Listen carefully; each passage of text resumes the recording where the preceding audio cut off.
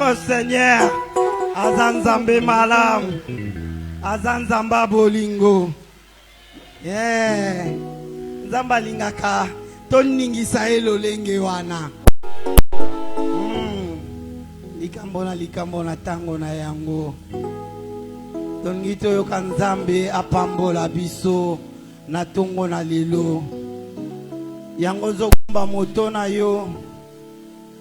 Ozoebisa nzamba mona yo na tongwa lelo. Nzamba lobela yo. Nzamba utilize mombu na puissama na tongo na lelo. Jésus. Jésus.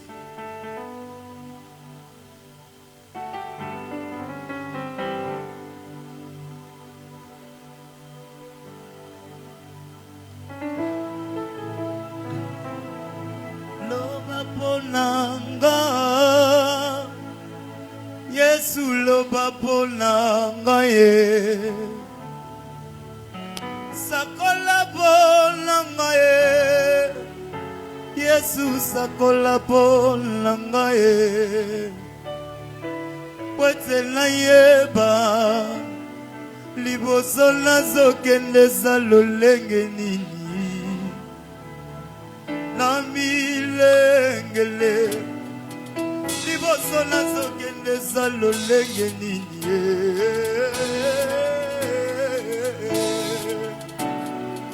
Yawe, Yawe, Yawe,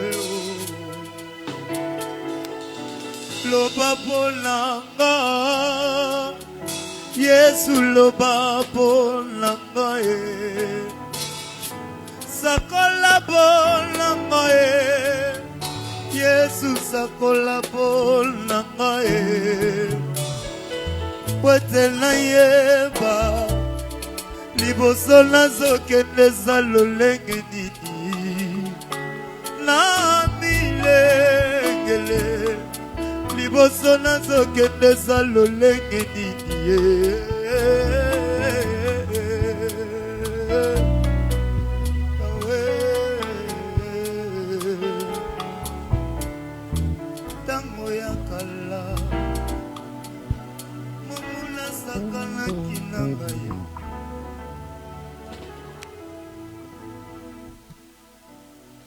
Amen. Je bénis le Seigneur qui nous donne la grâce de se rencontrer aujourd'hui. Sans plus tarder, nous allons lire le livre de Luc 4, verset 18 jusqu'à 19. Nous lisons au nom du Seigneur. L'Esprit du Seigneur est sur moi, parce qu'il m'a oint pour annoncer une bonne nouvelle aux pauvres. Il m'a envoyé pour guérir ceux qui ont le cœur brisé,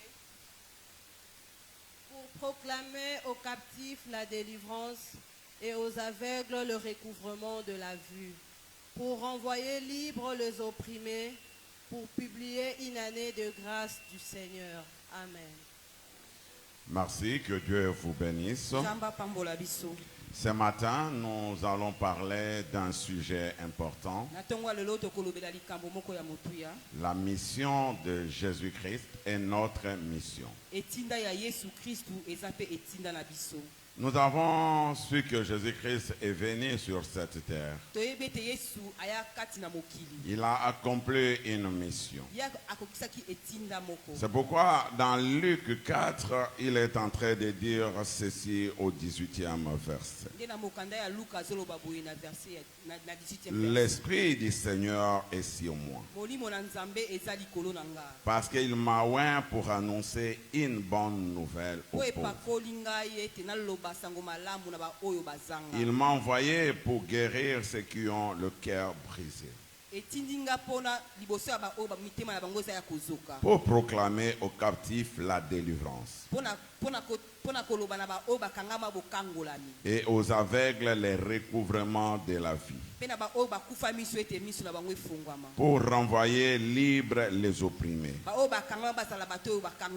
et pour publier une année de grâce du Seigneur. Bien-aimés, je suis très content de partager cette parole aujourd'hui.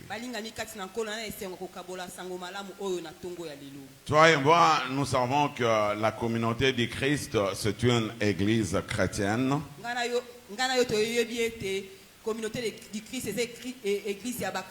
Qui a pour mission de promouvoir Jésus-Christ. Promouvoir l'évangile de Jésus. Promouvoir la parole de Jésus-Christ.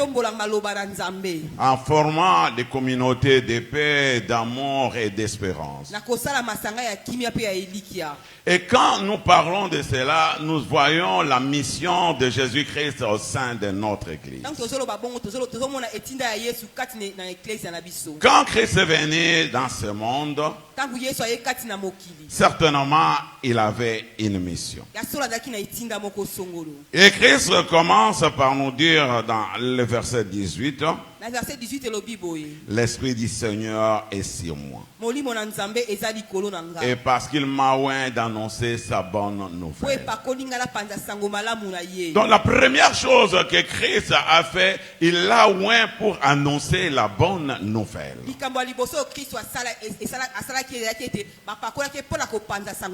Partager la bonne nouvelle, c'est quelque chose de très important dans la vie chrétienne.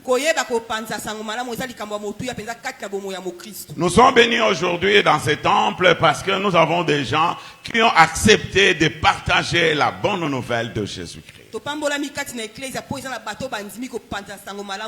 Ils ont donné leur temps à apprendre comment partager la bonne nouvelle. Ils ont donné leur vie pour apprendre comment accomplir l'une des missions de Jésus-Christ. Parmi cette mission de Jésus-Christ, c'est partager la parole de Dieu. C'est pourquoi nous regardons dans les 5 initiatives de la mission de la communauté du Christ. Nous avons la première mission, inviter les gens à Jésus-Christ. Et c'est la mission que je préfère. Amener les gens à comprendre que Jésus-Christ, il est Seigneur. Arriver à dépeupler le royaume du diable afin de peupler le royaume de Dieu. Et pour le faire, il faut amener l'évangile là où l'évangile n'existe pas.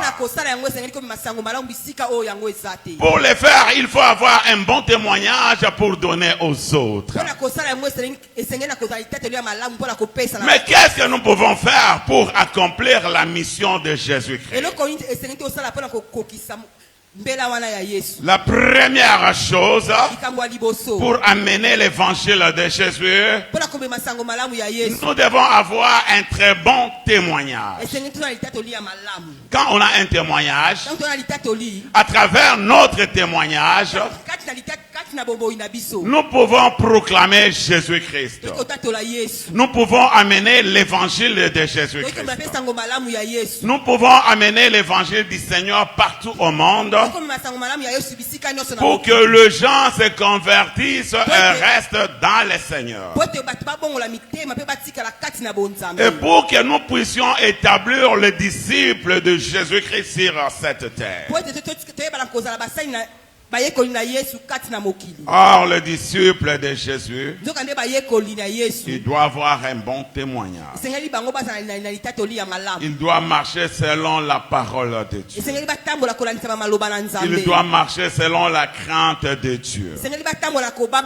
Pour amener l'évangile du Seigneur, il faut vivre et avoir une fondation sur la sanctification.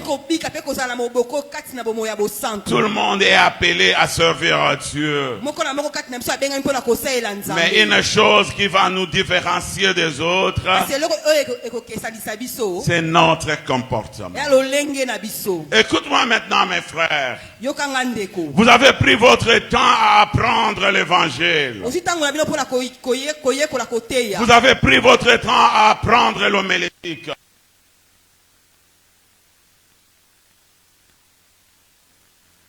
avez appris la pneumatologie. Il y a des termes très grands dans la théologie. Vous avez appris la théologie pastorale. Vous avez appris les dialogues pastoraux. Vous avez réuni toutes ces histoires dans votre vie. Vous avez ces bagages pour aller vers les nations. Mais maintenant, c'est votre tour de faire un pas pour le Seigneur. La Bible dit, allez et faites de toutes les nations mes disciples. Ce matin, nous allons vous envoyer dans le champ du Seigneur. Vous avez déjà une bagage. Vous avez appris l'intendance du Seigneur. Vous avez vraiment une bagage intellectuel. Mais sur ça, vous n'avez que votre foi maintenant. D'accomplir la mission de Jésus-Christ. D'accomplir la parole de Jésus-Christ. De prêcher la bonne évangile. D'amener la bonne nouvelle à travers le monde. D'amener la bonne nouvelle sans hérésie. Sans hérésie. Parce que vous êtes formés pour ne pas être des hérétiques. Mais vous êtes formés pour amener une bonne évangile. Mais une chose, nous pouvons prêcher seulement par notre témoignage. Vous pouvez vous enorgueillir aujourd'hui. J'ai fait ma licence en théologie. J'ai approfondi les ministères des missionnariats. J'ai fait trop de formations aux États-Unis. Mais cela ne me fait pas pasteur. Cela ne me fait pas serviteur. Mais ce qui va me faire serviteur, c'est les témoignages, c'est ma façon de voir les choses, et c'est l'Esprit de Dieu. Sans l'Esprit de Dieu, on ne peut rien faire. Nous devons avoir cet esprit quand nous allons vers les autres, quand nous allons enseigner la parole. Ça doit être accompli avec le Saint-Esprit. Ça doit être accompagné avec le Saint-Esprit. Ça doit être accompagné avec la grâce. Nous devons avoir tout ça en nous pour amener l'évangile. Écoute ce que Jésus dit maintenant. Parce qu'il m'a oint pour annoncer une bonne nouvelle aux pauvres. Il m'a envoyé pour guérir ceux qui ont le cœur brisé. Je sais que quand on apprenait les dialogues pastoraux, on apprenait comment donner quelque chose à Dieu. Comment faire la cure d'âme à quelqu'un. Comment prendre les soins pastoraux à quelqu'un. Mais pour les faire, il faut demeurer dans le Seigneur. Il faut avoir cet esprit de prière. Il faut demeurer dans la vie de prière. Sans la prière, nous ne pouvons rien. Nous avons tous une mission. Maintenant, écoute-moi l'église. La communauté de Christ dit une chose. Mais c'est la Bible qui le dit dans Luc 4. Il dit l'Esprit du Seigneur m'a oint pour annoncer la bonne nouvelle. Parmi nos principes, nous disons une chose. Que tous sont appelés. Tout le monde est appelé pour servir l'Éternel. Peut-être nous n'ajoutons qu'une formation, mais tu as ton appel. La parole de Dieu, c'est la parole. Il y a l'appel si tu as la parole. Et aujourd'hui, bien-aimé dans le Seigneur, là où tu es assis, tu dois faire quelque chose pour ton Seigneur. Christ t'appelle ce matin. Christ t'appelle aujourd'hui. Tu as une interpellation. Qu'est-ce que tu fais pour le Seigneur? Qu'est-ce que tu fais pour la parole de Dieu? Nous sommes tous ici. Chacun a sa part. Chacun a une responsabilité de faire avancer l'évangile de Dieu, de faire avancer la parole de Dieu, de faire avancer l'œuvre du Seigneur dans n'importe quel domaine. Tu as une mission de prêcher la parole. Tu as une mission de faire ce protocole. Tu as une mission de chanter pour le Seigneur, d'adorer le Seigneur. Mais si Dieu te donne cette mission, il faut le faire avec cœur et âme. Maudit celui qui fait le travail de Dieu avec négligence. Écoute-moi, chantre de l'Éternel. Tu as une mission à accomplir ce matin. Tu as une mission à accomplir pour Jésus de Nazareth. Je vais te dire une chose. Tu ne chantes pas pour ces hommes. Tu ne chantes pas pour ces temples. Mais tu chantes pour la gloire du Seigneur. Tout ce que nous faisons pour le Seigneur, nous ne le faisons pas pour les hommes. Écoute-moi une chose. Je vais te dire, si la mission de Christ est notre mission, c'est ta mission aujourd'hui. Tu es là pour aller faire de toutes les nations le disciple du Seigneur, en chantant, en glorifiant Dieu, en ayant un bon témoignage qui t'a dit qu'en tant que chantre, tu peux faire tout ce que tu veux. Tu peux prendre l'alcool, tu peux prendre les femmes d'autrui, parce que tu es chantre. Christ a besoin de ton témoignage.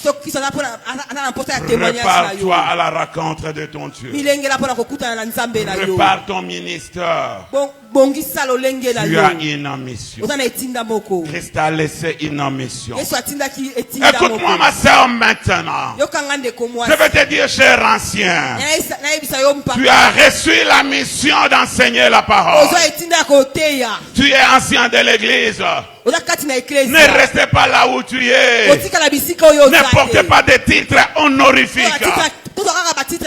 Nous avons des gens aujourd'hui, au lieu de faire la mission de Jésus, ils cherchent des titres dans l'église. Ne m'appelez plus pasteur. Je suis devenu bishop. Je suis devenu archibishop. Non, le nom du pasteur ne me suffit pas. Je vais devenir un apôtre. Je vais devenir un grand prophète. Et tout cela ne change rien. Tout cela ne change rien. Ce titre honorifique ne change rien. Ça ne te rend pas grand. Ce qui te rend grand, ça allait faire les disciples du Christ. Ça allait prêcher l'évangile. On te donne dans une église. On te dit ancien de l'église. Tu te promènes partout. Je suis ancien de l'église. Je suis prêtre dans l'église. Je suis 70 dans l'église. C'est moi la missionnaire. C'est moi le missionnaire. C'est moi, c'est celui, c'est là. Je te dis ce matin, Jésus-Christ, il a besoin des hommes perdus. Jésus-Christ, il n'a pas besoin des gens qui restent à l'église. Il y a les gens qui sortent parce qu'ils ont une mission. Un jour, j'étais dans une église. J'ai été choqué. Il y a un ancien qui plaît. Pourquoi vous n'avez pas mis dans le programme? Ça fait 2 mois maintenant. Ça fait 2 mois maintenant. Moi, je ne prêche pas. Je lui dis, tu ne prêches pas parce que tu ne veux pas prêcher. La Bible dit, allez fêter toutes les nations. Cher ancien, si tu sors dans ta maison, tu pars évangéliser, tu pars amener les âmes, tu dis au Seigneur, Jésus-Christ est Dieu. Tu seras béni. Un jour, quand j'étais encore jeune pasteur, je me réveillais chez moi le matin. J'avais toujours ces mégaphones-là à main. Je commençais à parcourir Bateke. Et quand je termine Bateke, j'entre sur vitamine. Et c'était chaque jour vers 5h30, 5h45. J'ai crié seulement: répentez-vous, car le royaume de Dieu est proche. Venez à Jésus. Il a besoin de vous. Jésus vous cherche. Je n'avais pas besoin qu'on puisse me donner une chair là-bas pour prêcher la parole. Mais j'étais là en train de dire aux gens: Jésus-Christ est Seigneur. Et le Seigneur était très content en ce moment. C'est pourquoi je vais vous dire une chose. Tu as une mission de chanter pour Jésus. Tu as une mission d'aller à l'église, de prêcher la bonne nouvelle, d'amener des nouvelles âmes, d'amener les gens au Seigneur, d'amener les gens au Seigneur, de montrer aux gens la joie de Jésus-Christ. C'est pourquoi nous disons la mission de Jésus. C'est notre mission. Écoute-moi mes amis. Maintenant nous envoyons dans les champs du Seigneur. Je vais vous dire une chose. Vous devez comprendre une chose. Le champ est tellement vaste. Il a besoin de serviteurs. On a besoin de gens pour aller dans le champ. On a besoin de gens pour aller enseigner la bonne nouvelle. Ne restez pas à l'église en train de croiser vos bras. Vous avez plusieurs types de sermons avec vous. Amenez ce type de sermons. Il y a des maisons qui souffrent. Il y a des maisons qui ont des problèmes. Il y a des maisons qui ont des histoires. Il y a des gens qui vivent dans des angoisses. Il y a des cœurs qui sont brisés. Ils ont besoin de la parole. Parce qu'avec la parole, nous allons vivre la grâce. Maintenant, toi, tu es là. C'est la mission de Jésus. C'est ta mission. Qu'est-ce que tu fais pour le Seigneur? Regarde ton voisin. Dis à ton voisin: la mission de Jésus, c'est ma mission. Regarde ton voisin. Dis-lui: la mission de Jésus, c'est ma mission. Regarde ton voisin. Dis-lui: la mission de Jésus, c'est ma mission. Maintenant, la deuxième question. Regarde ton voisin. Pose-lui la question: si la mission de Jésus est ta mission, qu'est-ce que tu fais pour Jésus? Je vous laisse le temps de parler. Je vous donne 2 minutes de parler. Partage avec ton ami. Qu'est-ce qu'il a déjà fait pour Jésus? Comment on peut dire que la mission de Jésus, c'est sa mission? As-tu déjà gagné des âmes? As-tu déjà mené les gens au Seigneur? As-tu déjà fait quelque chose pour la gloire de Dieu? Je vais vous dire une chose. Tout ce qu'on fait pour l'avancement de Jésus, tout ce qu'on fait pour l'avancement des lèvres, entre dans le cadre de la mission de Jésus. Pourquoi? Quand on a la générosité avec ton argent, tu peux bénir Dieu. Vous savez, il y a une chose. Quand je suis allé implanter l'église à Matadi, et j'ai dit au Seigneur: là où c'est vide, je dois transformer ça au champ.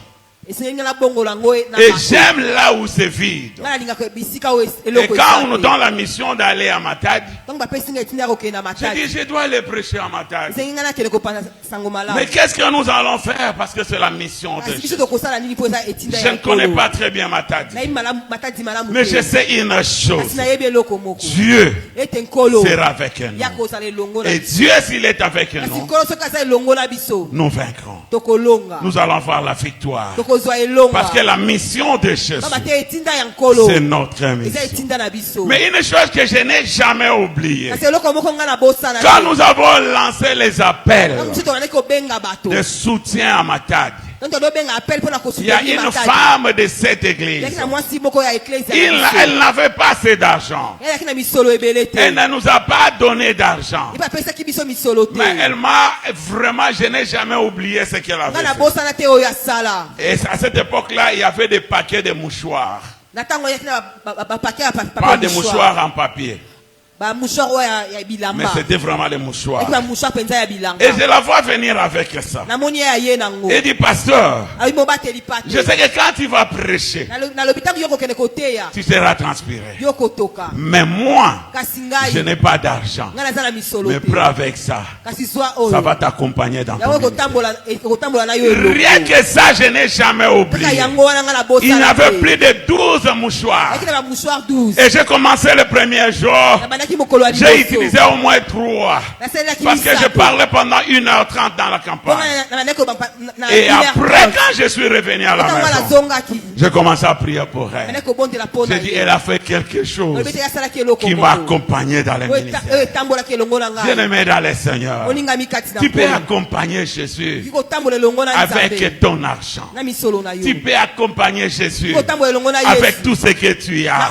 Tu peux accomplir la mission de Jésus avec ta générosité. Si tu donnes à Dieu, à un homme de Dieu, tu seras béni. Parce que Jésus, quand il envoie en mission, il dit n'apportez ni l'argent, ni de l'or, n'apportez pas de sac. Là où vous irez, je vous bénirai.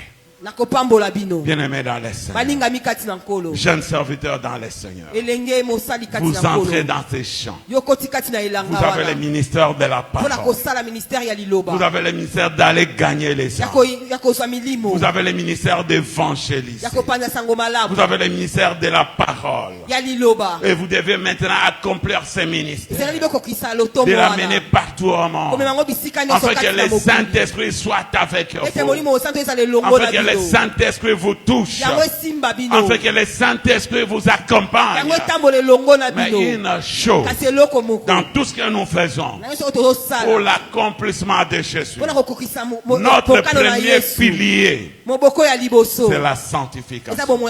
Notre deuxième pilier, c'est la prière. Nous ne pouvons pas venir prêcher sans la sanctification. Nous devons être saints. Nous devons marcher dans la crainte. Et à ce moment-là, nous allons amener la parole. Le deuxième pilier, c'est la prière. Sans la prière, rien ne sera possible. Nous devons prier pour l'accomplissement des choses. Mais je vais vous dire maintenant une chose. C'est la mission de Jésus et notre mission. Il est venu maintenant pour abolir la pauvreté. Abolir la pauvreté, c'est aller vers les gens qui souffrent. C'est pourquoi en 2025, l'Église a dit une chose. Nous sommes dans une année de protection. Mais nous sommes dans une année de compassion. Et nous sommes dans une année de générosité. Et pourquoi nous avons dit cela? C'est tout simplement pour dire que la mission de Jésus, c'est ta mission aussi. La première chose, il dit, je suis venu pour les gens de cœur brisé. Qui a ces cœurs brisés? Nous avons les veuves et les orphelins. Nous avons les captifs. Tous ces gens-là, qu'est-ce que nous faisons pour eux? Pour les gens qui manquent, pour les gens qui ont des difficultés, qui manquent même à s'habiller, qui manquent même à manger. Nous avons dit une chose, que notre devoir en tant que communauté de Christ, c'est faire les communautés de joie, faire les communautés de joie pour accomplir la mission de Jésus-Christ.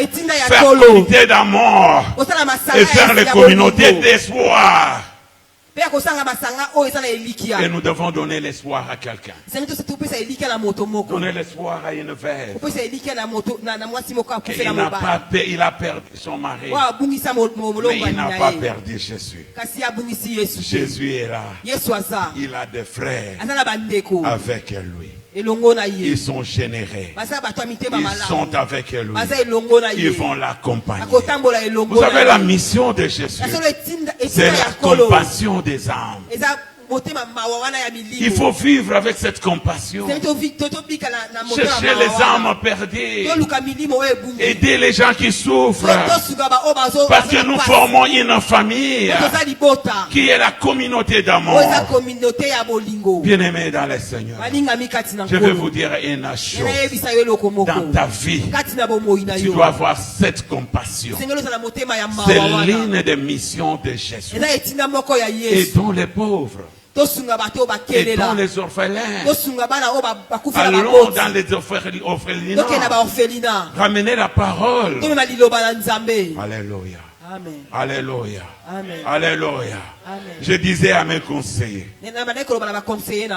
au mois d'avril, durant la fête des Pâques, je veux que vous rentrez vous tous à l'orphelinat.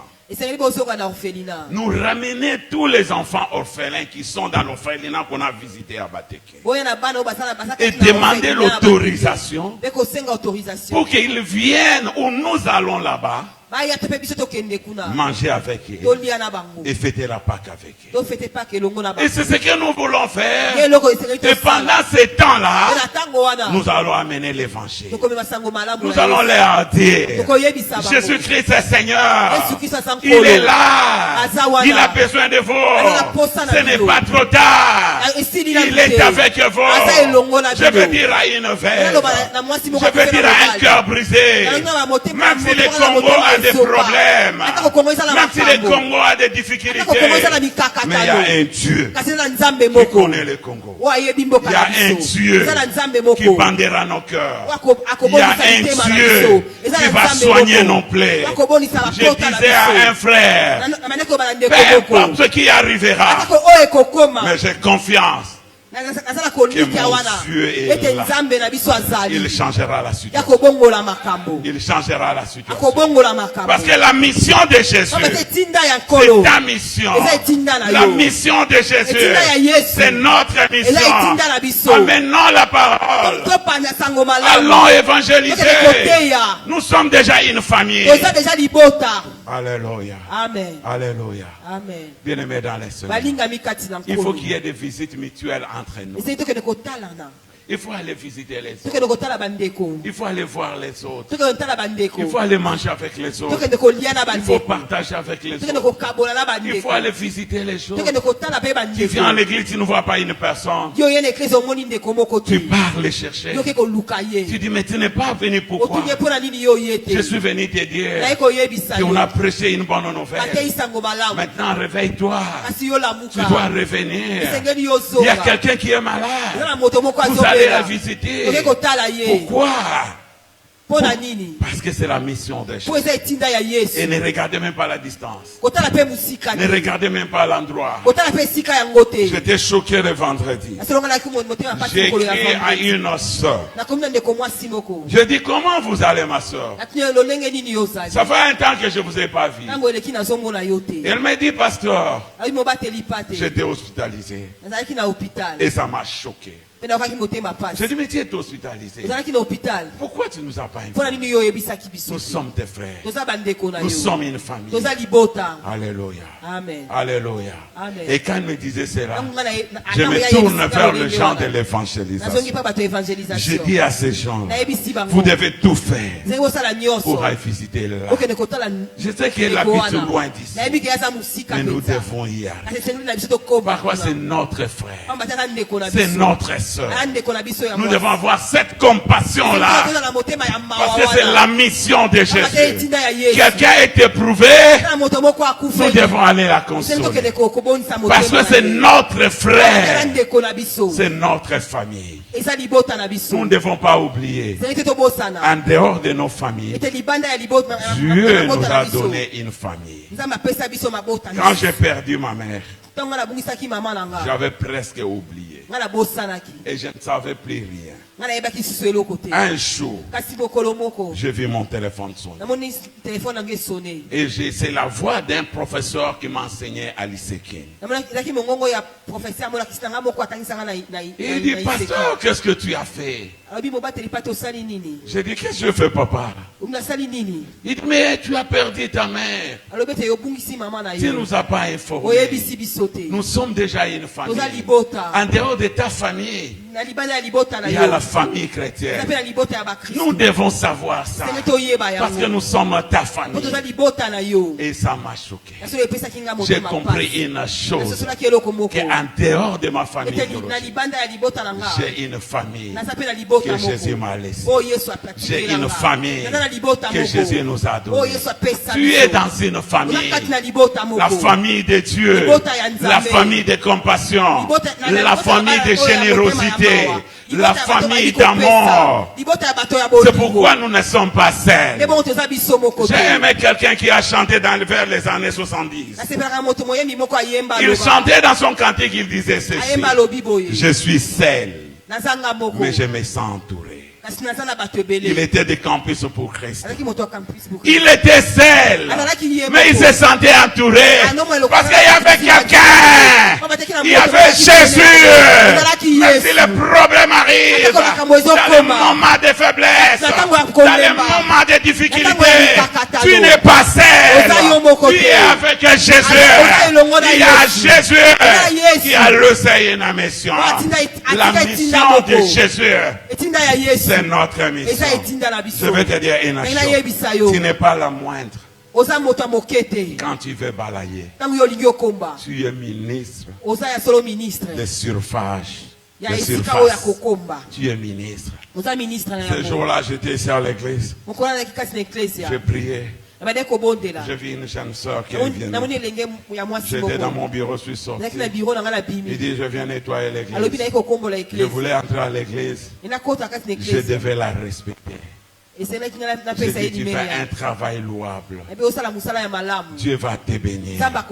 Même celui qui arrange les chaises, il fait la mission des chaises. Si elle n'était pas, tu n'allais pas t'asseoir. Donc chaque personne, il a un travail à faire. Mais maintenant, parce que la mission de Jésus, c'est notre mission. Maudit celui qui fait ça avec négligence. Je rentre chez vous maintenant. Vous devez comprendre que vous avez une mission. Vous ne devez pas le faire avec négligence. Vous ne devez pas le faire n'importe comment. Vous devez chercher Jésus. Vous devez promouvoir le nom de Jésus. Je vais dire aux anciens de l'église: vous avez une mission. Je vais dire aux prédicateurs. Je vais dire aux modérateurs. Je vais dire aux femmes servantes. Je vais dire aux hommes. Chaque personne parmi nous, il a une mission. Et il doit accomplir sa mission. Maintenant, vous écoutez. Vous entrez dans le ministère. Vous entrez dans la bergerie du Seigneur. Vous entrez dans le ministère de parole. Je vais vous parler maintenant. Je vous parle pas en tant que pasteur. Je vous parle maintenant comme un théologien. Nous avons appris beaucoup d'enseignements. Nous avons appris beaucoup de choses. Nous avons appris l'homilétique. Nous avons appris beaucoup de sortes de sermons. Nous avons appris les sermons typotiques. Nous avons appris les sermons casuels. Nous avons appris toutes sortes de sermons. Nous avons appris les sermons textuels. Mais cela ne vous peut pas prédicateur. Ce qui va vous faire prédicateur, c'est l'Esprit de Dieu qui habitera en vous. C'est pourquoi la Bible dit que l'Esprit du Seigneur est en moi. Il m'a oint pour annoncer la bonne nouvelle. Le plus grand secret de votre ministère, c'est s'agenouiller toute la nuit. Je vais vous dire une chose.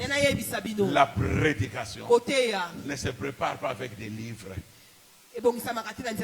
Les livres accompagnent la préparation du Écoute-moi, ancien prédicateur. Ne te réveille pas venir nous prêcher comme si quelqu'un qui venait au marché. La prédication, c'est quelque chose de sacré. Ça se prépare la nuit. Ça se prépare la nuit. Ça se prépare à 3 volets. Notre premier volet, c'est la prière. Avec la prière, nous allons réussir ce que nous allons faire. À travers notre prière, le Seigneur va nous accompagner. Sans la prière, nous n'aurons pas d'inspiration. C'est la prière qui nous donne l'inspiration. Mais quand nous allons prier le Seigneur, maintenant notre connaissance doit augmenter. C'est là où nous avons besoin des commentaires bibliques. C'est là où nous avons besoin des dictionnaires bibliques. C'est là où nous avons besoin des recherches. Vous êtes une génération bénie. Parce que vous avez les commentaires bibliques partout sur Internet. Vous devez regarder les autres commentateurs. Qu'est-ce qu'ils ont dit avant vous? Et qu'est-ce que vous allez faire? En dehors de ces commentateurs, tu ne feras pas de nouvelles commentaires. Mais une chose, tu vas accompagner les autres en donnant une bonne parole, en prêchant une bonne parole. La deuxième chose, la troisième chose, c'est votre état d'esprit. Il faut se préparer spirituellement. Il faut avoir le moral posé. Ne venez pas parce qu'on vous a aligné. Mais venez pour donner la nourriture convenable. On ne vient pas là-bas prêcher pour donner la prédication. Comme dans un programme, papa, comme si chez Rezaki, c'est là, nous pas. Non. Nous devons dire non à cela. Nous devons dire non à cela. Écoute-moi les anciens prédicateurs. Nous ne sommes plus à cette époque-là de venir dire n'importe quoi sur cette chair. Nous avons des éléments formés. Ils peuvent comprendre quel type d'homélétique tu vas présenter. Ils peuvent comprendre comment parler sur la pneumatologie. Ils peuvent comprendre aujourd'hui comment dire une chose sur l'eschatologie. Ils comprennent beaucoup de choses maintenant. Et quand vous venez prêcher la parole, ne ramassez pas les choses dans des taxis. Ne ramassez pas des choses dans la rue. Je n'ai plus besoin de ces prédicateurs. Je n'ai pas besoin de gens qui prêchent dans les bus. J'ai besoin de gens qui sont enseignés. Je suis licencié en théologie et j'ai fait beaucoup de formations sur la théologie. J'ai passé toute ma jeunesse à être formé. Mais je ne veux pas voir à côté de moi les gens qui disent n'importe quoi maintenant. Vous devez m'écouter maintenant. Vous devez faire une différence. Mais les anciens prédicateurs, écoute-moi. Nous devons prêcher la bonne nouvelle. Cette bonne nouvelle, on doit donner la nourriture convenable et au temps convenable. Alléluia. Si c'était moi, j'allais dire Amen. Alléluia. Ne venez pas au hasard. Ne venez pas accomplir la journée. Si tu penses que tu n'es pas prête, laissez-nous prier. Si tu n'es pas prête, démissionne seulement. Laisse la prédication. Tu ta place est là. Personne ne va te chasser à l'église. Mais nous avons besoin de la parole. La bonne nouvelle qui va changer les générations, qui va changer la vie des gens, qui va transformer le monde, qui va transformer Cité de la Paix. C'est ce que nous avons besoin. Écoute-moi mes frères, l'orgueil peut être la chute. Vous faites dans les champs du Seigneur. Soyez humbles. Ne soyez pas orgueilleux. Alléluia. Amen. Alléluia. Amen. Je prêchais dans une église. Le modérateur se réveille. Au lieu de dire il y a un prédicateur qui est arrivé, il commence à dire des titres. Il est président. Il est ceci. Ça ne va pas prêcher l'évangile. C'est pas ça l'évangile qu'on a besoin. Les gens qui sont assis là-bas, ils ont besoin de la parole. Vérifiez bien vos écritures. Ne soyez pas hérétiques. Ne dites pas n'importe quoi. Avant de faire sortir un mot dans votre bouche, vérifiez le dictionnaire biblique. Vérifiez ça. Dans cette église, j'ai fait asseoir des gens qui étaient dans des hérésies. Je n'aime pas des hérésies. Ne cherchez pas à prêcher pour donner une extraordinaire prédication. Mais prêchez pour que les gens changent. La transformation ne viendra qu'à partir de ta puissance et de la prière. La prédication qui change une personne, c'est la prédication qui est accompagnée par la prière de son prédicateur. Je vais vous dire une chose ce matin. Nous sommes bénis. Nous avons donné la science. Mais ce matin, ce n'est pas moi qui va donner les diplômes. Il y aura le président des centres d'émission qu'on a invité. Mais une chose est vraie. Je suis père spirituel. Je vais imposer les mains. Moi et pasteur Christine. Rien que pour le ministère de la parole. J'ai confiance en mon Dieu. Je dis toujours à mon Dieu. Il m'a dit un jour à la retraite, je te donne une phrase et je les mets dans ta bouche. J'ai toujours dit, moi Jésus, quand j'ai béni, j'ai béni. Je te donne cette phrase. Quand tu béniras, la personne sera bénie. Et ce matin, nous allons imposer les mains. Nous allons prier pour elle. Et Dieu va faire grâce. Va faire grâce. Nous demandons à une personne à l'orchestre de nous amener un temps de prière. Dans un moment de prière, nous allons commencer tout d'abord avec la prière. Mettons-nous debout, élevons nos mains. Prions pour l'évangile de Jésus.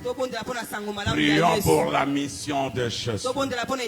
Car la mission de Jésus, c'est notre mission. La mission de Jésus, c'est notre délivrance. Commencez à prier. Mets-toi debout. Élève tes mains maintenant. Dis à Dieu de te donner une mission, de te faire une grâce, de te remplir avec l'onction, afin que tu sois béni à travers le Saint-Esprit. Sois béni. Prie le Seigneur. Alléluia. Dieu le Père éternel des armées. Bondela bien-aimé, bondela. Élève la main. Élève la main. Dis au Seigneur que la mission de Dieu, c'est notre mission. Quand nous sommes ensemble, prie le Seigneur, prie à Dieu. Il fera beaucoup de choses. Ô Dieu le Père éternel des armées. Koumamanon libéra le roi des rois, le Seigneur des seigneurs éternel Dieu. Zambena boule, zambena ngwea. O koumamana yo Seigneur des seigneurs. O nettoie manayo. Zambena ngwea. Zambena bamoy. Yahweh éternel Dieu. Ngwea yo Seigneur. Et kamba et batela. Père éternel Dieu des armées. Na pamborio. Au nom de Jésus. Yoka. Suppose we lever ma boko no senge panzam likambo itumsa motema nayo ebisa nzamba accomplir pour sa motema nayo bonde la nzamba alléluia. Tu es le Père éternel des armées, le roi des rois, le Seigneur des seigneurs. Sois béni mon Dieu. Zambe na bika moi zambe na bamoy. Yahweh éternel Dieu. Zambe na boule zambe na bamoy. Oh zambe na bika moi. Oh, Rabbi Nabama, Yahweh éternel, Dieu. Seigneur des Seigneurs, sois béni, sois béni, sois béni, mon Seigneur, mon roi. Grâce, Benayo, et accompagne Bisso. Au nom de Jésus de Nazareth, au bénir, au nom de Jésus. Si vous action de grâce, Nayo, Yahweh rendre grâce par Seigneur.